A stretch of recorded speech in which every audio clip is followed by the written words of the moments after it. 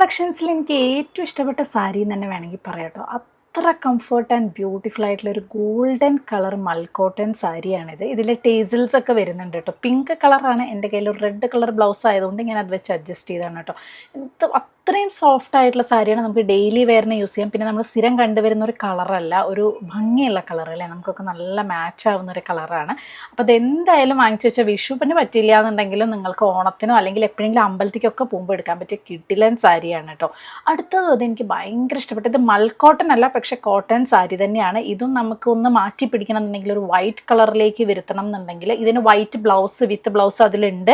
പക്ഷേ എൻ്റെ കയ്യിൽ ഓൾറെഡി ഉണ്ടായിരുന്ന ഒരു വൈറ്റ് ബ്ലൗസാണ് ഞാൻ പെയർ ചെയ്തിട്ടുള്ളത്. അപ്പോൾ അതിൽ ബ്ലൗസും ഉള്ളതുകൊണ്ട് തന്നെ നല്ല പ്ലീറ്റ്സും കാര്യങ്ങളൊക്കെ കിട്ടി. വേണമെങ്കിൽ അമ്മമാർക്കൊക്കെ നമുക്ക് കൊടുക്കാം കേട്ടോ. കാരണം അവർക്ക് ഇങ്ങനത്തെ ടൈപ്പ് ഓഫ് സാരികൾ നല്ല ഭംഗിയല്ലേ, നല്ലൊരു ക്ലാസ്സിൽ ലുക്ക്, ഒരു രാഷ്ട്രീയക്കാരത്തിയുടെ ലുക്ക് ഉണ്ടോ എന്നെനിക്കൊരു സംശയം. അങ്ങനത്തെ ടൈപ്പ് ഓഫ് സാരിയിൽ നല്ല ഭംഗിയുണ്ട്. ടേസിൽസ് ഒക്കെ വരുന്ന ടീച്ചേഴ്സിനൊക്കെ ആണെങ്കിലും യൂസ് ചെയ്യാനും. ഇത് മൽക്കോട്ടൻ്റെ അത്ര ഒരു അത്രയും സോഫ്റ്റ് അല്ല, പക്ഷേ കോട്ടൺ ആണ് കേട്ടോ. മൽക്കോട്ടൺ ആണ് എനിക്ക് എടുക്കാൻ നല്ല സുഖം. ഈ ഒരു സാരി ഉടുത്തപ്പോഴും നല്ല ഭംഗിയുണ്ടായിരുന്നു. രണ്ടും ടാഗ് ചെയ്യാം കേട്ടോ.